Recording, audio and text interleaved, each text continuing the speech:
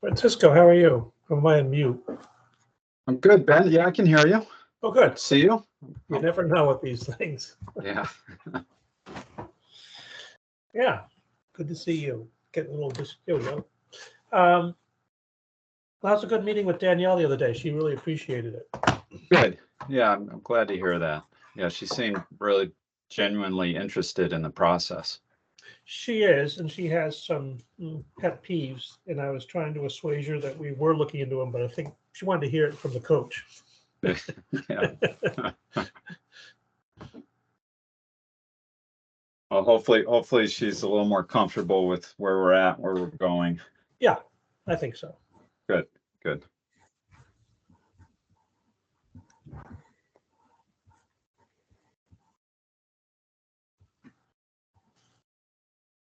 Okay, one more minute or two. Who do we have here? Hey, Ben. Hey, Francisco. Hello. Oh, Ryan, how are you?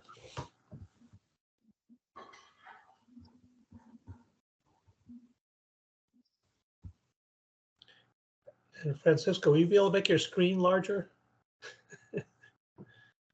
for us? Yeah.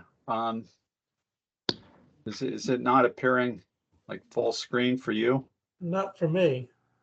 Okay. Got some black borders. All right. Like that? That kind of larger? Yes. Okay. Let me Yep, that's good. That's good. Oh, let me I've just the Teams is a little different setup than the WebEx. So I just need to make sure I don't lose all of you as I switch to that presentation mode, oh, I see. Okay. which it kind of wants to, for whatever reason, it wants to do. But we've got a couple of minutes. I can figure that out. Sure.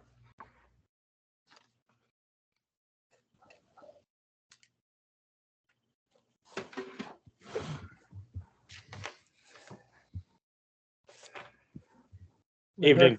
This is Chuck. How are you? Hi, Chuck. How are you doing? Very good, thank you. Sorry, I dialed in just a minute early here. I was having a little tough time with my Wi-Fi, but I'm all set now. I'm gonna mute. Okay. And Marge said she was not going to be able to make it tonight. That's the only person I've heard of who can't make it.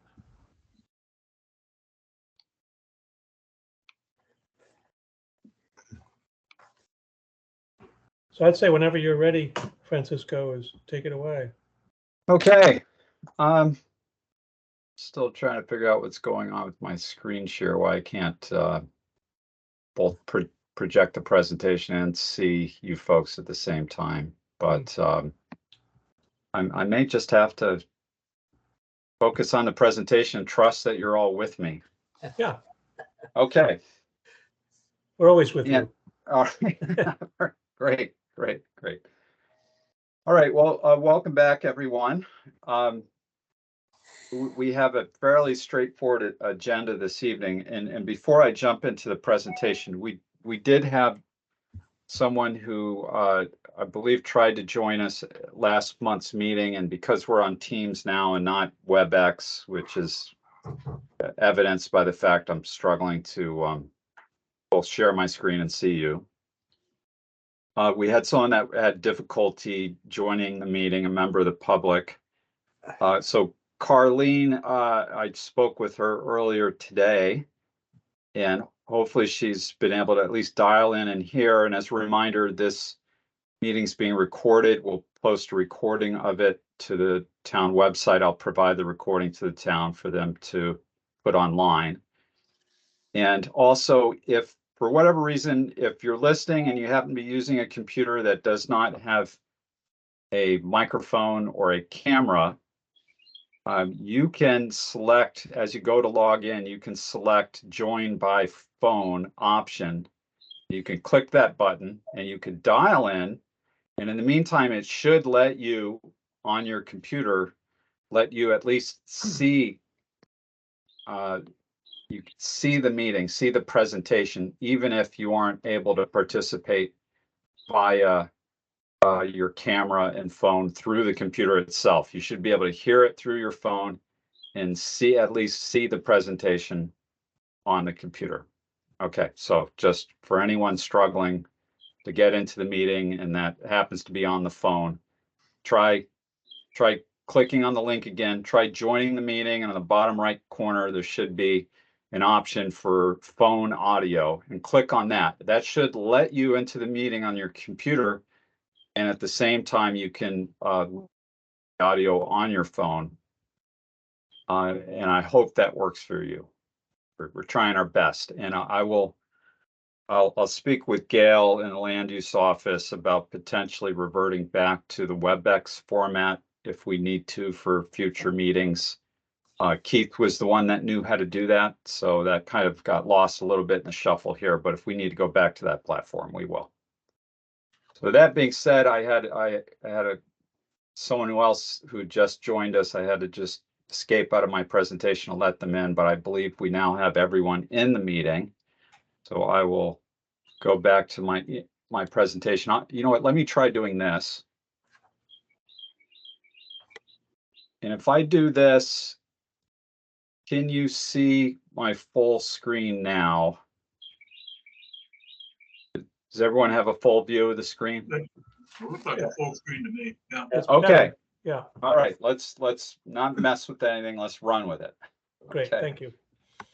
All right, I believe you each received a record of the document, record of amendments document, what we kind of call a change log is our working terminology for it. That was sent out either late last week or on Monday. And that is, if you've had a chance to look at it, you'll see that it's a pretty useful reference, and I'll talk about that a little bit more in a minute. So we'll start with talking about that. And then I've had some very good feedback from your zoning enforcement officer, Candy, and she brought up some issues surrounding parking lots, roofed over space, ADUs, and roofed over space as relevant to ADUs as well, landscape contractors, and so I'd like to take some time to talk about those items. And then open up to any comments that you might have if you've had an opportunity to take a little more time to review the draft regulations, any questions or comments on any other items, and then really talk about our next steps, how we can move this thing forward. So as a reminder, we're still in phase 1, and we're in the process reformatting these regulations, although I think we're getting very close to being done with that reformat. And so our next steps would be to move these draft regulations towards adoption. And there are a few things that we need to do first, and we'll talk about that before we close out the meeting. So the record of amendments, it provides a reference, a guide that helps someone who's familiar with the old regulations and where to find things and how they're organized. It helps them transition to the new regulations. It helps. There are a few different components of this. It starts with a section guide. So if you knew where something was in the prior regs, or what are your existing regs right now, in that section, you can find where it's located, where its home is in the new, or in the draft regulations. So that's the function of that. We also have a very brief table on sections that were eliminated and an explanation as to why those sections were eliminated. And there were only a few. That is followed up by regulatory amendments. So where we've made changes that actually impact what is allowed, how much of what is allowed, how it is allowed, whatever that might be, we've documented that to the greatest extent possible and have provided that record in that table. And then finally, we have a table that documents all of the new or revised definitions. So this is about as comprehensive as we could be, documenting the changes, considering that the entire document's been reshuffled, reorganized, and a lot of wording has been changed. Most of that wording is for clarity, and really just to get things up to date. Not all of it actually impacts what is permitted, and so we're not documenting every change, every use of which to that, or that type of change, or Oxford commas, that sort of thing, even though those were made throughout the document. Any questions on the purpose of this document? Any comments?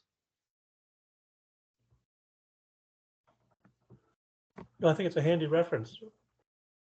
I think it's a very good reference. Yeah.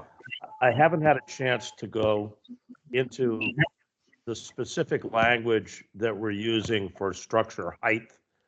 Would this be the time to talk about that, or not be the time to talk about that? You know what, let's keep our agenda somewhat fluid. So if it's on your mind right now, let's talk about it.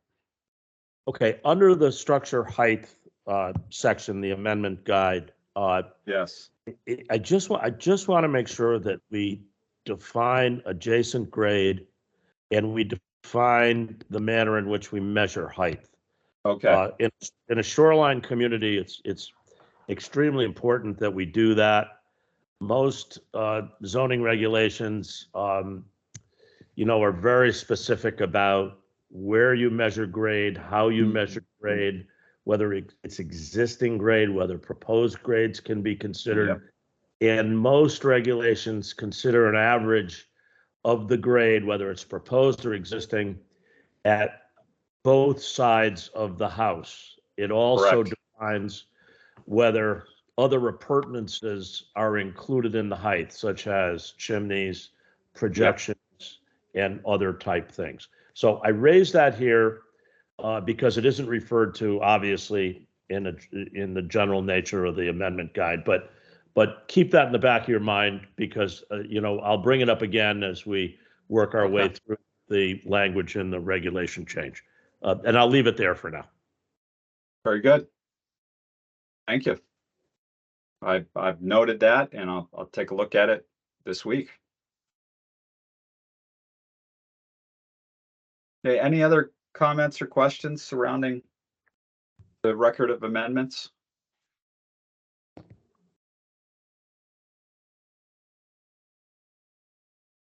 And if you'll excuse me, we have someone that's trying to join the meeting. I see Carlene is trying to join. I'm letting her in. Hopefully she made it. Carlene, hopefully you made it in the meeting. I just let you in, so I'm glad to see that you're here. Okay. All right.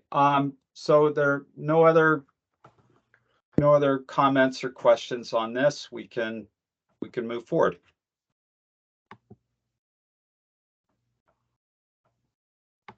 All right. So getting on to comments and questions from the CEO, parking lots came up, and it was brought to my attention that parking lots are not explicitly identified as a principal use, which I think I knew that already, but I wasn't sure that would be an issue for you. That the regulations do not currently identify them as a principal use, only as an accessory use to a principal use. And so the question is, and as my understanding, there may be an application before you for something of this nature. I think it's moments away. Okay. The question is, do you as a community, is this something that you intended to permit? Is it something you want to entertain, or is it something you oppose? And should we leave the regulations as they are, or revisit this? I have no idea why it was left out. I don't know the backstory, but I would think we want to regulate standalone parking lots, get it in there. Yeah, I agree, Ben. I think we probably should. So the idea being you have a parcel of land, wherever it may be, you can build it out with just a parking lot. There doesn't need to be a building or a use on it. And then maybe maybe you have a business next door, it's a different parcel, or maybe you lease it to somebody for them to use, another property owner. Is that the idea? I don't know. I mean, we just can't have another, take three buildings down and put in a parking lot just for the sake of a parking lot with no businesses attached to it. So it's gonna have to be carefully constructed. And the question is whether or not this is something we want to tackle now or in the next phase of the work. Right. Yeah, I would say, this is Fred, I would say in the next phase, and I would really question whether we want parking lots as a principal use, but Okay. leave that for phase 2.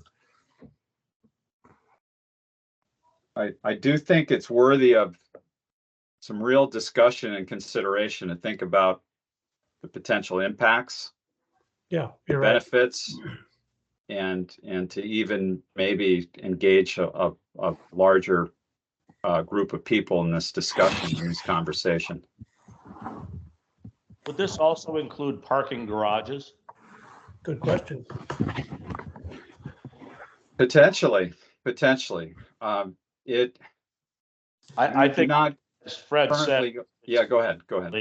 it's definitely for the next phase. Yeah.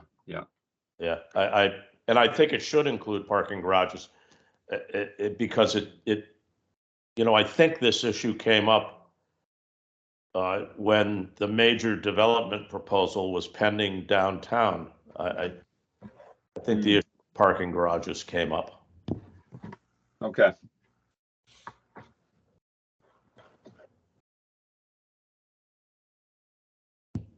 All right, we'll put it on that list, and that list is growing of phase 2 items.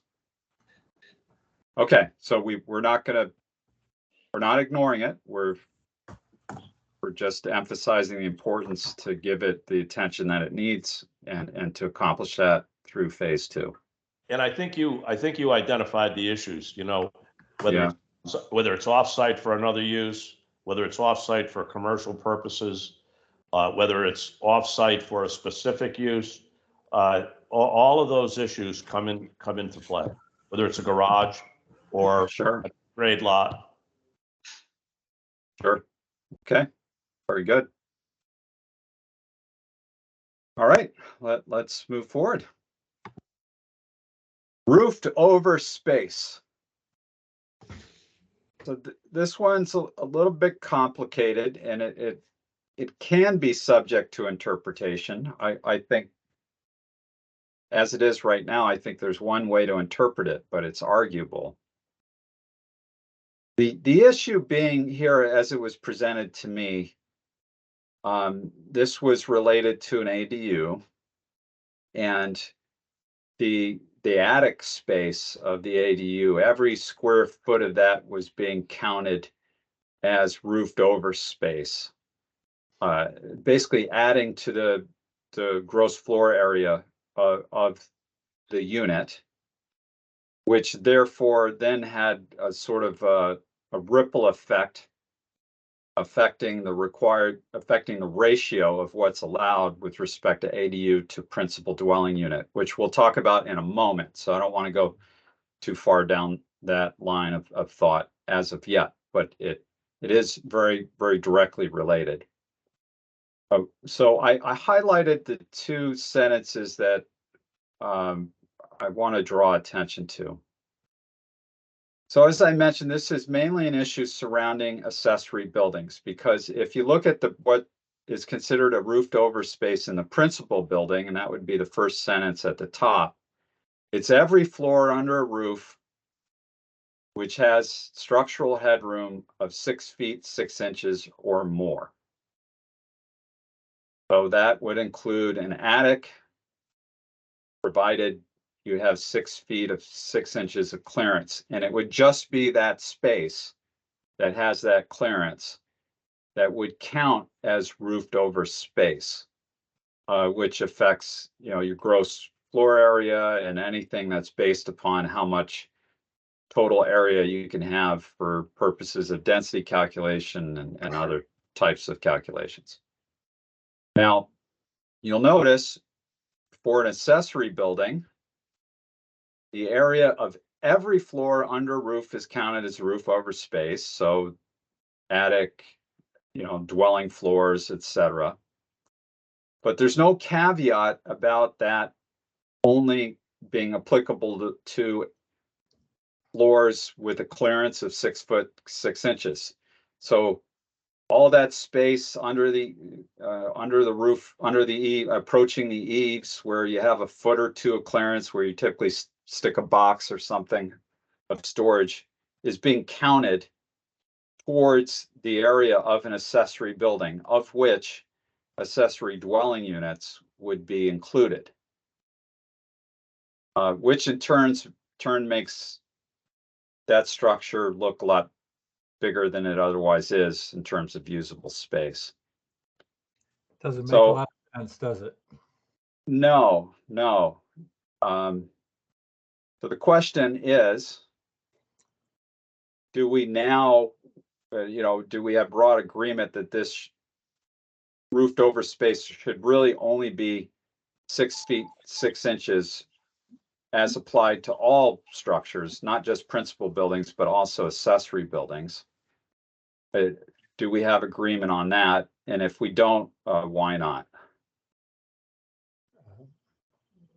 I agree. This is Ryan. I would agree.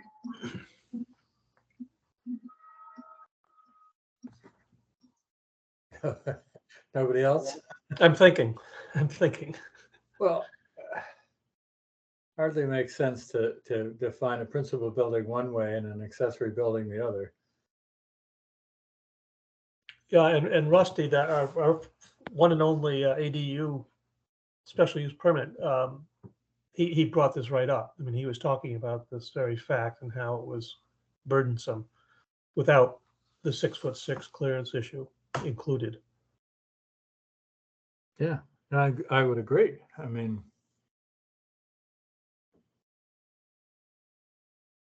And I agree as well.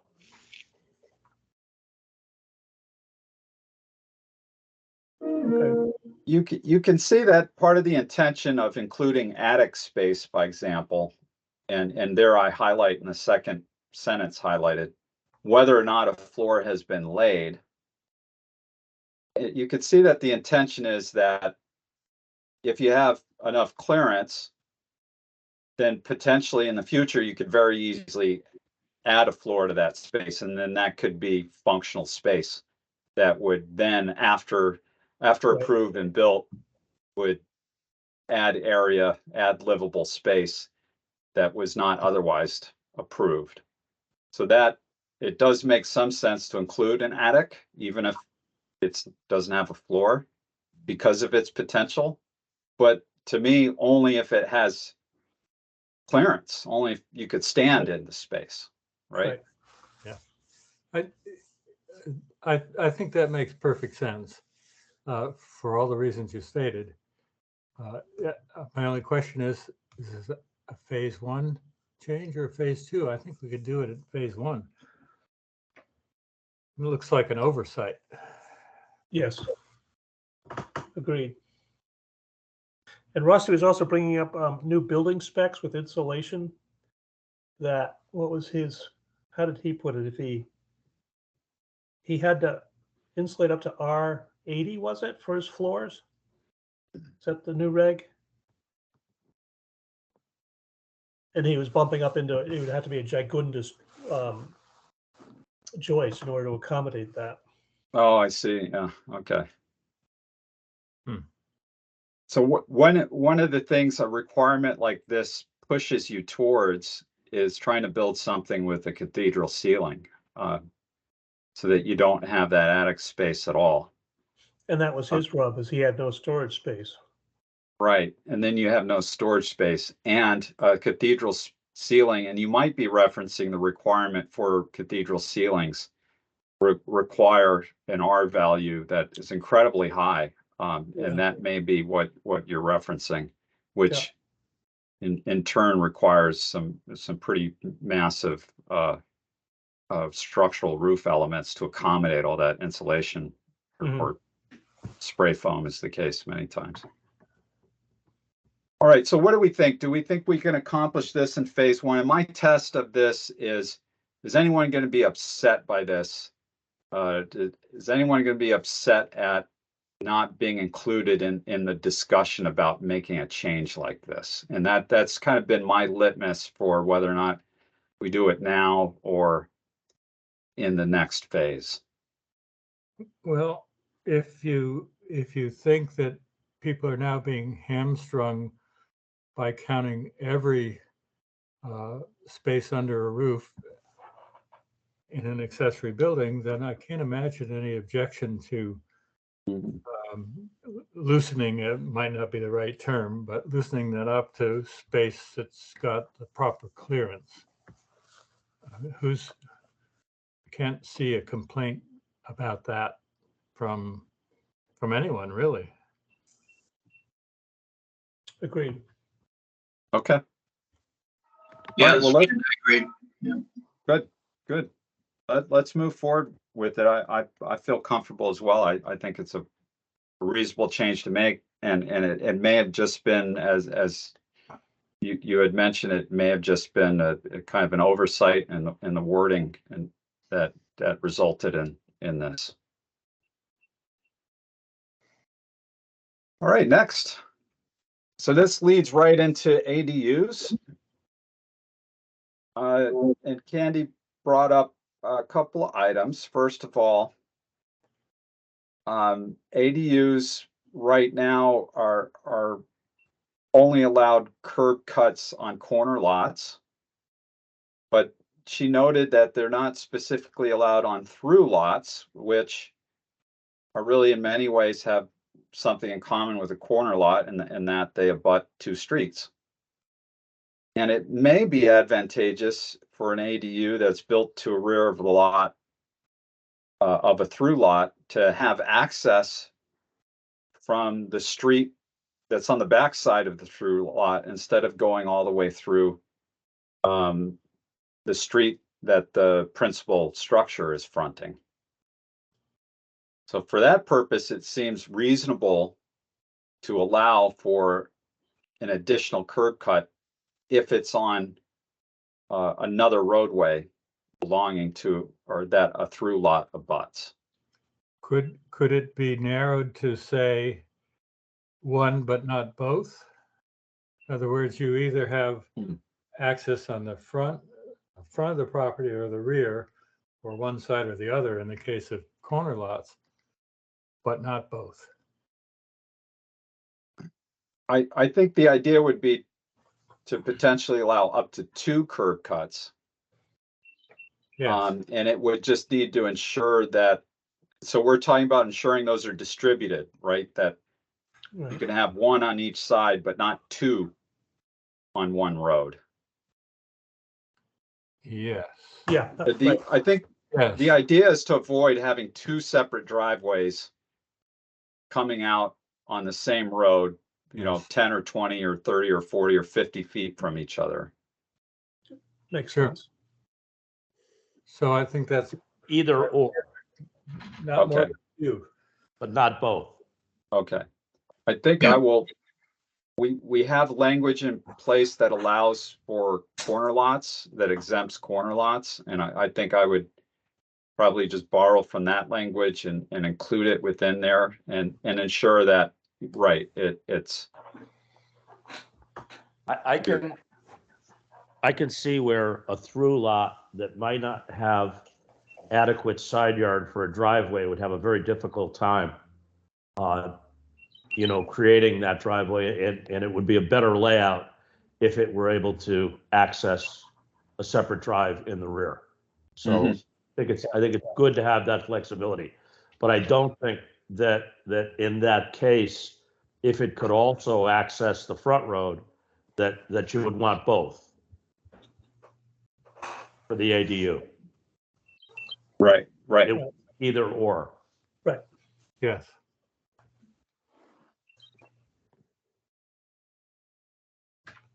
Okay. So I will take a look at that and propose some language, and we can review that next month. All right, very good. All right, the next one, and this very well might be a phase 2 discussion. Should the ADU area limit of 33% of the total floor area of the primary residential structure be increased? Is that too strict of a limit? And so basically what this says is that if you want 1,000 square foot ADU, you have to have a 3,000 square foot principal residence, which does not include the area of the ADU. So you've got 3,000 square foot of primary residence plus a 1,000 square foot ADU. That's the ratio at work. In many of the communities in which we work, that is 50%, so that you could have a 2,000 square foot primary residence and 1,000 square foot ADU. At that ratio, the primary residence is still clearly predominant or primary, which is why we call it that. And the ADU is still clearly subordinate at that ratio. I don't know if this is a problem. You see this as an issue, or maybe it's a non-issue, but it definitely came up, and in part as related to the roofed over space issue that we just resolved. Correct. That making this even more challenging. I think Keith came up with this number. I don't know quite how, but in our first permit application, the owner had to add a large additional room onto his house to get enough size for his ADU. So it does seem restrictive to me. Was that, Ben, specifically because of the inclusion of space that was under 6 feet 6 inches? I don't remember that. Yeah. It may have been. It may May have been. But 50% sounds more logical to me. That may be why we've only had one application because of this number. I think it really precludes development on a lot of properties. Yeah, I think it's If you have- restrictive. Yeah. Yeah, if you have a small home, 1,500 square foot home, that means you could only do a 500 square foot unit, which you could do a studio unit 500 square feet, and even some 1-bedroom units. So it's feasible, it's possible. The question is whether or not this strict of a ratio is really necessary to protect the principal residence as the predominant residence, to maintain that subordinate relationship, whether this ratio it's necessary at 33% versus something higher at 50. Yeah, this is Ryan. I think it's restrictive as it is. I don't know if everybody would agree to 50% or if it's something we needed to discuss further, but I mean, the 50% that you said other areas makes logical sense to me. You're governed by the maximum coverage on the lot, correct? Right, Yeah. and you still have other controls in place, exactly, that will, absolutely, yeah. I think the overcrowding is covered by the maximum coverage, and it is overly restrictive. Does 50% sound good to everybody? Does it make a difference whether it's a freestanding unit or a unit that's encompassed within the primary residence? Yes. Is an ADU a freestanding unit? Yeah. I mean, I don't know what, I don't have an answer to that, but, you know, I just wonder if we need a different standard for the freestanding ADUs, of which we've seen one, versus the units that are encompassed within the primary residence. No? Right. Okay. I'll withdraw the question. And this is an issue, if we feel this is not an urgent, something that we should urgently correct, this is an example of another issue we could put in front of the community as well, and as part of our phase 2 work. Let's do that. I don't want to clog up the phase 2 with a lot of. Seems like we should be able to decide this one tonight, but or on our own before phase 2. So there are going to be some heavy duty items in phase 2 that I think are going to be There will. time consuming. Yes. Okay. Would be one. Francisco, what's the state? You know, the state has that. Do you know what it is for the states? The percentage? What their recommendation is? Good question. I need to revisit this, the legislation. I haven't looked at it in a little while. But you opted out. We Correct? did, Yeah. we did. Yeah. Okay. I'm up for pushing this out a month, but I'd rather not push it out to phase 2 if we could. Do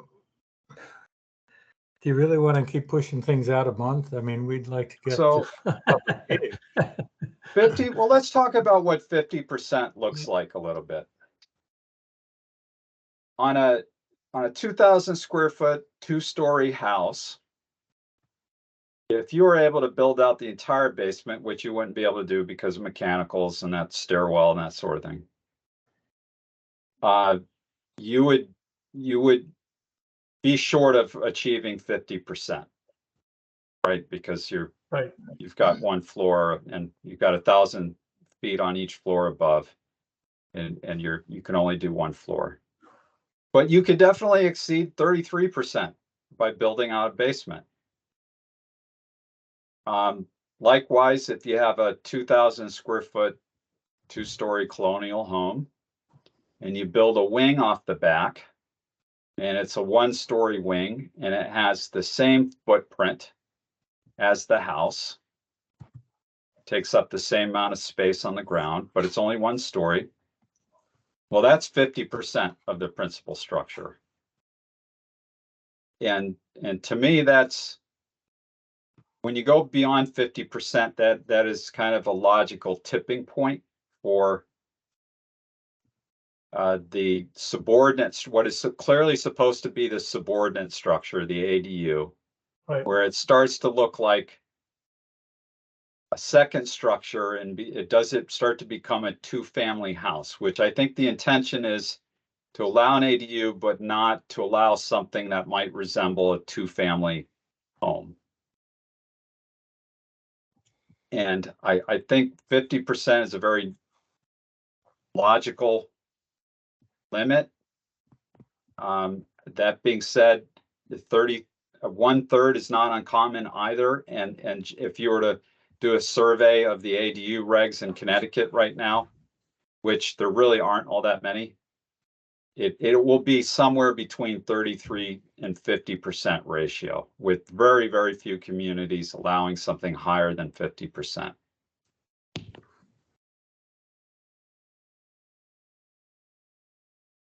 Do I hear 45%?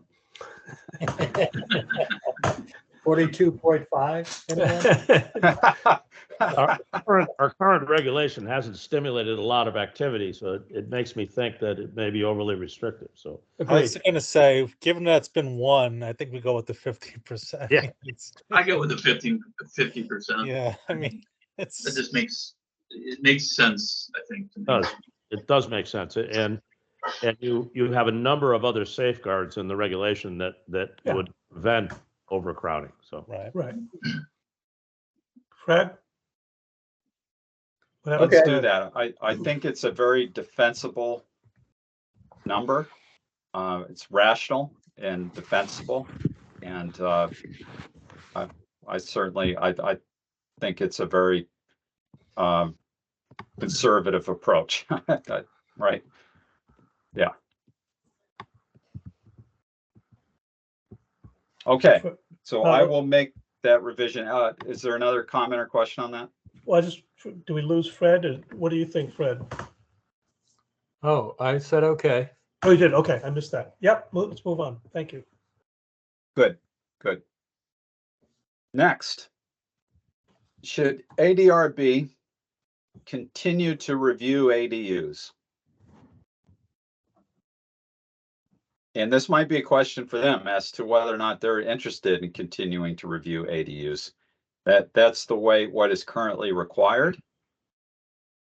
And are there opinions about whether or not that is necessary? I think we should ask them. It's the only, they just do commercial at the moment, correct? Right. So, Candace's question to me is, well, why are they, I know we set it up like this, but why are they, if their focus is commercial and a few other things that the zoning regulations ask them to do, Right. why do they need to review ADUs? I don't remember how that snuck in with Keith. Is it, do you suppose, an attempt to ensure that ADUs fit with the principal building on a lot? Probably. Yeah, I don't know. I mean, it doesn't make a lot of sense unless they want to review residential structures too. But I don't think they want to do that. Well, reaching out to ADRB has been on my list for a little while, about not just about this. We talked about their review of some other items as well, like citing and things like that. So let's pose that question to them. Maybe this was foisted upon them and that they really could care less about reviewing these types of applications. That, as mentioned, they have only potentially seen one. So I will work with Gail and Candace to set up a line of communication with them, and let's put this in front of them. Great, makes sense to me. Okay. It almost seems prejudicial to me, though. Prejudicial? What do you mean? Can you discriminate against ADUs? Well, I mean, why? Why would you do that? I just. Well, that's the question. It just seems like it's makes it more difficult to do it. And, as opposed to going to a contractor, getting a canned set of plans, going in and getting a zoning permit, getting a building permit and doing it. It just seems to add an extra step to this. And that's just another reason why nobody's doing it. And if we want to, well, I'm not saying we want to promote it, but if we want to make it doable, maybe that's one of the reasons why it isn't. If it's One more hurdle, yeah. something that's going to enhance affordable units. I know that isn't, what we're really trying to do here, but it would certainly do that. That would be advantageous. And maybe one of the reasons why we've only got one application is because you've got to hire an architect, you've got to hire an engineer, you've got to get a survey.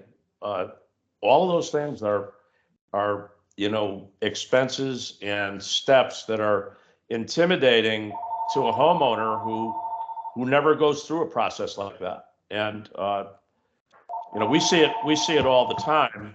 And it isn't. I'm sorry, that's my local phone here, and I apologize for that. But it just seems to me like that's an extra step that we may want to carefully consider. I'm not convinced that it isn't a good idea, but I'm not convinced that it isn't also, you know, a bias towards ADUs that we maybe don't want to put into the process. I'm not opposed to going to the design review board and getting their opinion. But to me, on the surface, it seems like an added step that adds a lot of expense, a lot of extra effort, and is it necessary? I guess that's my question. Is it necessary? What purpose does it really serve? Oh, good question, Chuck. Yeah, good point. I don't have the answer. So yeah, we should start with asking them. I Okay. don't think that any of those steps necessarily make it a bad project. It probably does come out better with that sort of planning, having an architect and a surveyor and a civil engineer involved in things like this generally makes them easier to execute and probably in the long run a better project. But I'm not so sure that a lot of builders can't provide the same advice. So I don't know. I guess I'm rambling. And maybe you had the right idea in asking what the design review board thinks as a first step. Yeah. Okay. Okay, let's do that. Very good. Thank you. Thank you, Chuck. Next item, contractor yards. You don't currently within the existing regs, nor within our draft regulations, are contractor yards identified as a permitted use. And as I understand it from Candace, that this is an enforcement issue for her. So there are no landscape contractor yards or just regular contractor yards for that matter. If you're, I don't know, site development contractor, you've got a backhoe and some equipment, and you've got a garage and you park it in a yard with trench box and a few other things. You don't specifically permit that use in any district. It's presumably allowed or tolerated in your manufacturing districts. But this appears to be a major oversight, and it's something I hadn't even picked up on until Candace had brought it to my attention. So I'd like to talk a little bit about that and what your experience has been with that in town. We did allow one at the corner on Alpha Avenue Yes. not too long ago, and I didn't realize that they're not permitted. What district would that have been? That's sort of a mixed use, and we've got municipal buildings behind it, and we've got the municipal yard.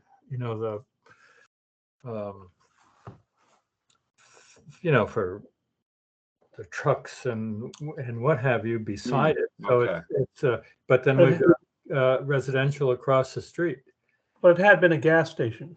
Well, yeah, and it was not maybe, I don't know, you call it a higher use, but it didn't hurt.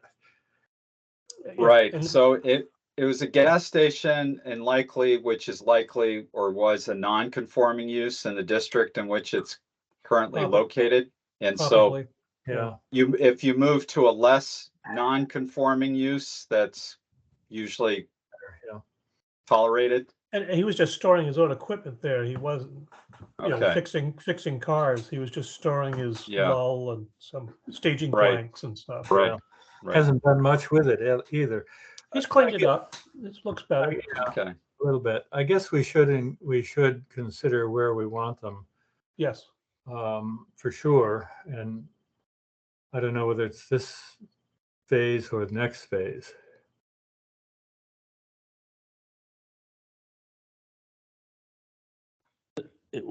You start opening up to landscape contractors and other types of home occupations that are similar, a home builder, Yep. a plumber. I think there's other factors that come into play when you start introducing contractors and allowing it, as an accessory use in a or residential zone? I think it's a bigger question. Well, we haven't yet we haven't yet discussed as to what zones they should be permitted in. And you bring up an important point about residential zones. In some communities in which I've worked, because they've had a lot of local landscape contractors, they actually permit them in a residential zone with some pretty strict regulations surrounding that. Where equipment can be parked inside or outside. Screening, fencing requirements, a special permit requirements. So a lot of guardrails around it. And typically that's reserved for landscapers, not other types of heavy contractors. So you could treat them differently, or you could treat contractors all the same, in which case you could also just restrict those to your commercial zones or manufacturing zones. Yeah, which would be my preference. Yep. Because we did. You've got the guy with a pickup truck and a lawnmower, and then you've got some of them with 6 dump trucks, and it covers the waterfront, I think. Well, we also did already allow 1 commercial truck parked. Correct. So we are allowing a self-employed guy to have his plumbing truck in his driveway. Exactly, But or not his landscape trailer. Right, His but not right. necessarily his backhoe and his Exactly. brush hog, and yeah. Yep. Yep. Where you draw the line. Those brush hogs. I think this discussion is an indication that it's a phase 2. Yeah, it's definitely a phase 2. I would agree. But maybe Francisco, you could come up with some wordage from some other communities I'm in happy to Connecticut. do that. Yeah. And I'll be leaning towards commercial property only for a contractor. Likewise. Yeah. There's just, you get too far in the weeds with Residential property. Yeah. Right. Okay. Very well. Good. Okay. So that takes care of the comments and questions that Candace had brought before me, which means I'm happy to open it up to any other comments and questions about the draft regulations as they stand. There have not been any substantial revisions over the past month, so you have the most up-to-date version. So are there any loose items, anything that's caught your eye that you'd like to discuss? Well, I would be in favor of getting this stuff in front of the public and holding a meeting. Yeah, Great. agreed.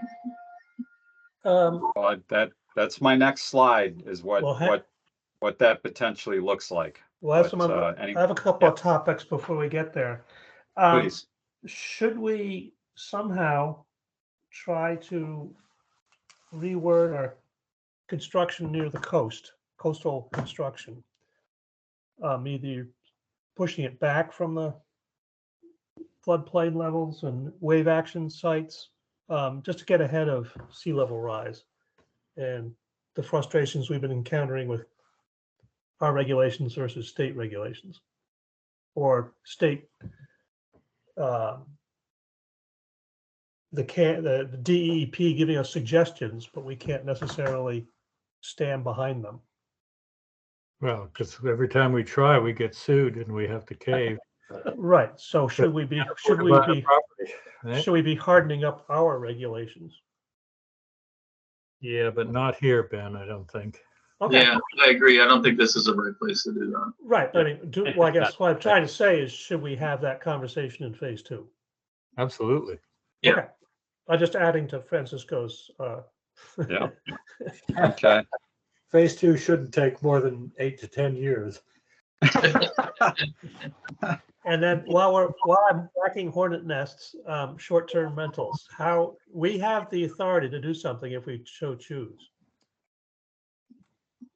which would definitely be a phase 2, but do we want to even approach that or leave the ordinance as voted on alone? If we don't do it, I don't know who's going to do it. select men, women, whatever, are not anxious to take that on. No, So I think, you know, I'm wasn't on the board at the time, but I don't know why we ducked it the first time. And our reward is we've got them on every street corner. So I think we have to tackle it. oh boy, okay. Oh, boy. Well, Francisco, your buffer for workshops just went up 2 nights. I've no doubt, no doubt. Yeah. Okay. Anything else? That was it. Those are 2 biggies from me. Help me, All Clyde. right. Yeah. Well, they're biggies. Is right. Yeah. Okay. I just want to make sure they're on everybody's horizon and Yeah. plate, that we aren't just kicking that can further down the road. So we do, and this moves us forward to our next slide, I guess. Okay, We do need to share the draft because you're a coastal community. We do need to share the draft regs with Deep for their comment, review and comment. And it may be that they're flagging items within the existing regs that need attention from their perspective. So they may be bringing a sense of urgency to addressing some of these issues, which okay, you know, doesn't necessarily mean we need to accomplish that in the first phase. And I could communicate what our process is to them when we in the transmittal. But you'll likely have some support from them in addressing that issue. good. Okay. They usually take a long time. Yes. Yeah. So as much time as we can give them, the better. Right. So our very next steps are to make revisions based upon our discussion this evening, which really there's not a lot here. And potentially what I could do is make those revisions sooner rather than later, circulate that revised document with all of you. And so we don't have to wait a full month to take a look at those. You can take a look at them while they're fresh in your mind, and provide me with any comment that you might have. And we're still soliciting ideas for graphics that might be beneficial within the regs. I'll do one final review for anything that we could potentially add to help communicate some of these ideas. But if anything jumps out at you to you as you know, really requiring or benefiting from some sort of illustration, please let us know, and we'll develop something.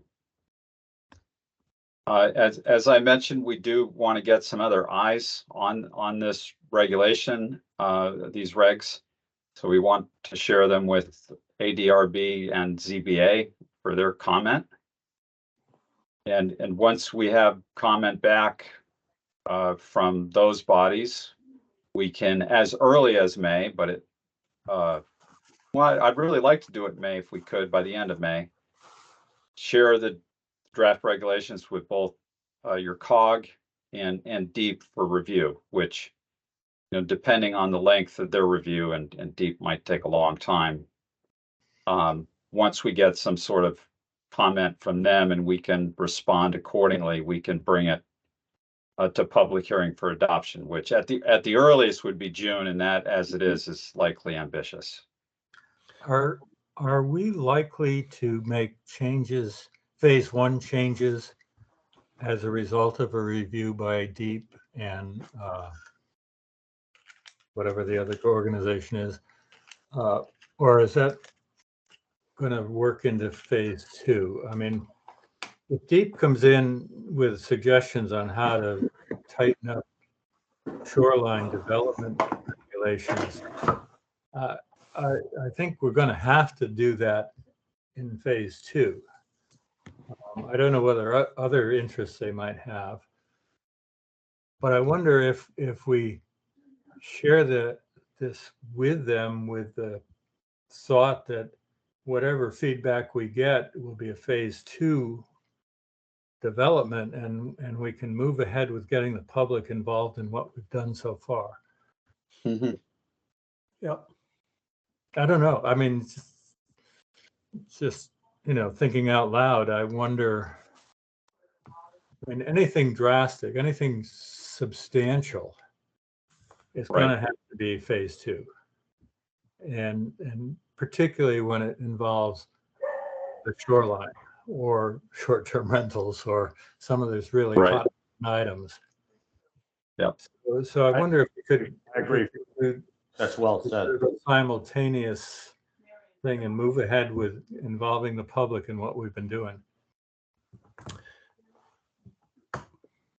That's an incredibly important point or even idea that you brought forward, Fred. I admittedly, I have not yet been through the deep process because it's the first time we're doing zoning work for a coastal community, a comprehensive rewrite that requires the deep process. We're working with Fairfield right now, but we're a little further behind, so we haven't submitted yet for deep review. So I'm not entirely familiar with how detailed they get and their response and level of review, and also how long their process might take. So I can, what I'll do this week or next is I will reach out to Deep and have a conversation with them about what their process looks like, and also talk about maybe, given the fact that we have a multi-phase process, bringing that to their attention and kind of floating the idea of them taking the time they need for a thorough review, calling out any deficiencies that they might see that we intend to address in phase two, while kind of getting their blessing to move forward with what we have for a phase one adoption. So let me explore that a little bit. Should FEMA be added to the list? Yeah. Should what be added? FEMA. Well, I was held on. Chuck, I had another idea with sharing draft regulations. We probably should show it to our floodplain engineer, right? The subcontractor. And then as well as our coastal resiliency committee that's been formed. Mhm. No, but not if we're not making significant changes. I mean, for the same reason, I wouldn't encourage Deep to make comments on this phase, because it's just going to drag it out for months, I think. Well, Francisco should do his homework and get back to us whether it will drag it out. Yeah. Right. Good point, Right. Fred. That's a good point. But yeah, Right. And I agree with Fred that this has to be put in front of the public. oh yeah, yeah. Mhm. Yeah, definitely. So both the SC cog and deep review are required whenever you make any substantive zoning revisions. Those reviews are mandated. SC cog is mostly their primary task is to ensure that the changes made in Stonington aren't adversely impactful to surrounding communities. So they have the job of notifying communities and making sure that you're not locating an industrial zone on the border of town next to a single family residential district. I mean, that sort of change is their big concern. So with our revisions, it's required. It's a matter of courtesy in some ways. I don't expect there would be anything objectionable to them. No. And that could in turn be a pretty quick review on their part. But deep, I admittedly, I need to find out more. But getting back to the ones within town, I think we need to show it besides those two organizations, those two committees.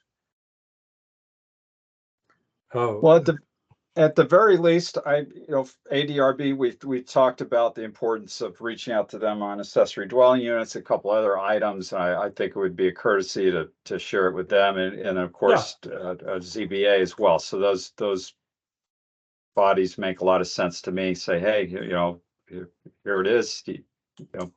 Provide us with any comments, questions you might have.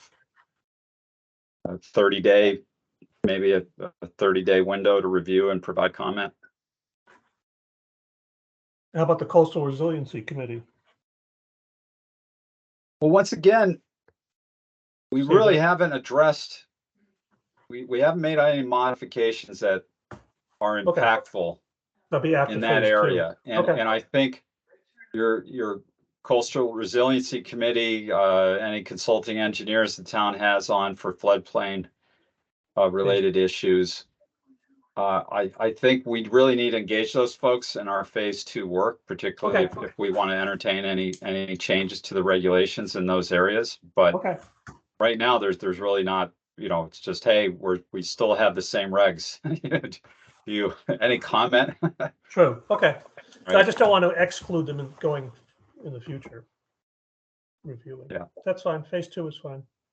Okay.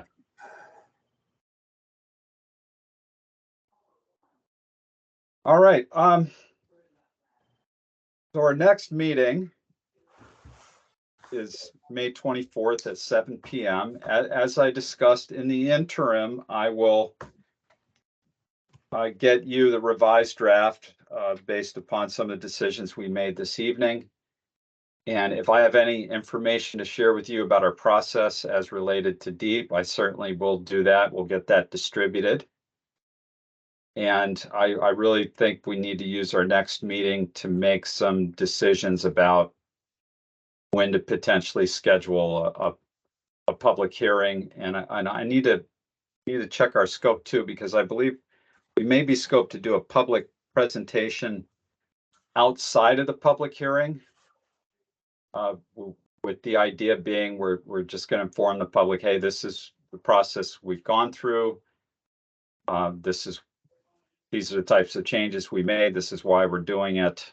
And this is what we will be bringing to a public hearing. And that approach usually provides kind of a relief valve for the public hearing itself. That way you're not bringing it in front of everyone on the same night. You're potentially holding a vote on it. I would appreciate that. Thank you. Yeah. That's a good idea. It just Yeah, relieves good the idea. pressure quite a bit. Great. And so we'll need to make some decisions around scheduling those things. Okay. Right. A question for Ben. What's the drill for getting meeting space? And how much lead time do we need for that? I'll have to check with Gail. Yeah, That has to go through the Board of Ed, who owns that building. yeah. Well, is that enough? Is that big enough for this kind of a change? I don't know. I don't know. Well, I raised the question because there's Yes. a lag every time we need space or. Yep. Okay. I mean, I don't know what's I think you jump right to the high school after that space. Yeah, and Sure, I'm not sure there's enough people interested. Anything in between, we're overcrowded at the Board of Ed or looking Yeah. small at the high school. So I'll ask around. That's a good question. Okay.